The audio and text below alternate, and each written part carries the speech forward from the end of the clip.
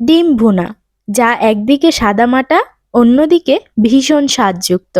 বাঙালি রান্নার এই ক্লাসিক রেসিপিটি রুটি, পরোটা বা গরম ভাতের সঙ্গে অসাধারণ লাগে।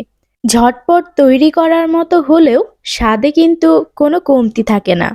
ডিম ভুনা শুধু একটি পদ নয়, এটি অনেকের ছোটবেলার স্মৃতি। গরম ভাত আর ডিম ভুনার সেই অপূর্ব মেলবন্ধন ভুলার নয়।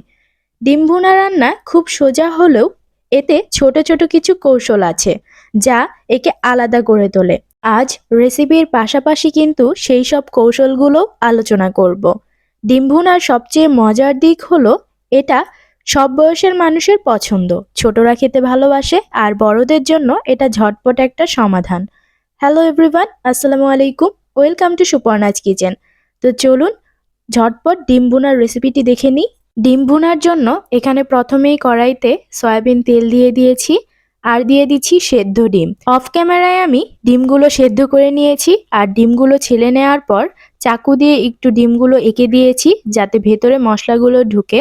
সেদ্ধ ডিমগুলোকে সামান্য হলুদের গুঁড়া, মরিচের গুঁড়া আর লবণ দিয়ে মাখিয়ে নিয়েছি। এতে করে ডিমটা যখন খাওয়া হবে মুখে মশলার ফ্লেভারগুলো দারুণভাবে বোঝা যাবে।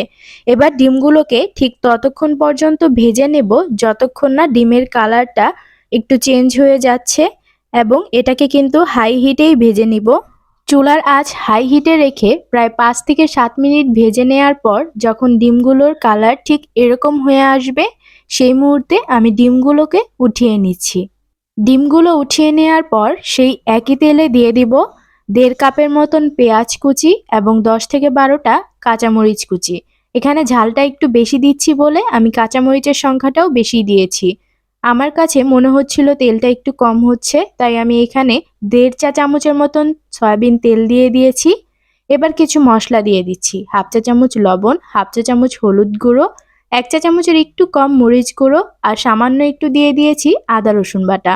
এবার মশলাগুলোর সাথে পেঁয়াজটাকে ভালোভাবে কিছুক্ষণ কষিয়ে নিতে হবে। প্রায় 5 থেকে 7 মিনিট এটাকে কষিয়ে নেওয়ার পর যখন উপরে তেল ভেসে উঠবে সেই মুহূর্তে দিয়ে দিলাম ডিম। এবার ডিমগুলো দিয়ে এটাকে আবারও কিছুক্ষণ কষিয়ে নিব। কিছুক্ষণ কষিয়ে নেবার পর দিয়ে দিচ্ছি পানি।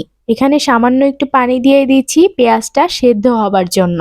চুলার আঁচটা হাই হিটেই রাখবো। যারা ফেসবুক পেজ থেকে ভিডিওটি দেখছেন, ভিডিওটি ভালো লেগে থাকলে পেজটি ফলো দিয়ে রাখুন এরকম মজার মজার রেসিপি পাওয়ার জন্য। ঢাকনাটা খুলে দিয়েছি, এখনো কিন্তু চুলার আঁচ হাই হিটেই রয়েছে, পেঁয়াজগুলোও সেদ্ধ হয়ে গেছে। লাস্ট পর্যায়ে নামানোর আগে আগে দিয়ে দিয়েছি ধনিয়া পাতা।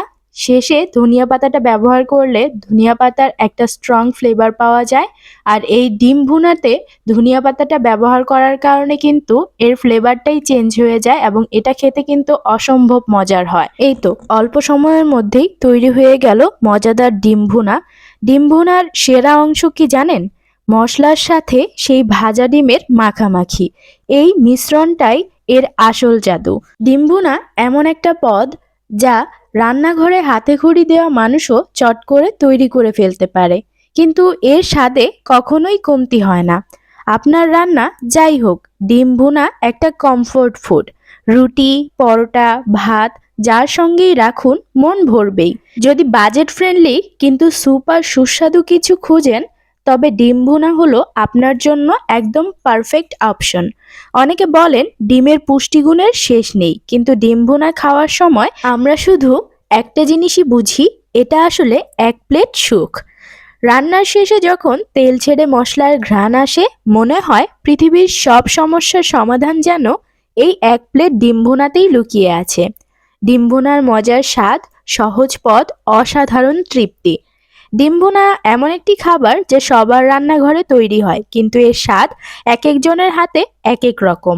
ভাজা ডিমের সোনালি প্রলেপ, মশলার মাখামাখি আর পেঁয়াজের মিষ্টি গন্ধ, সব মিলিয়ে ডিম ভুনার এক আলাদা জাদু আছে। আশা করছি আপনাদের আজকের ভিডিওটি ভালো লেগেছে। ভালো লেগে থাকলে চ্যানেলটি সাবস্ক্রাইব করে পাশে থাকা বেল আইকনটি ক্লিক করে দিবেন এরকম মজার মজার রেসিপি পাওয়ার জন্য। আল্লাহ হাফেজ।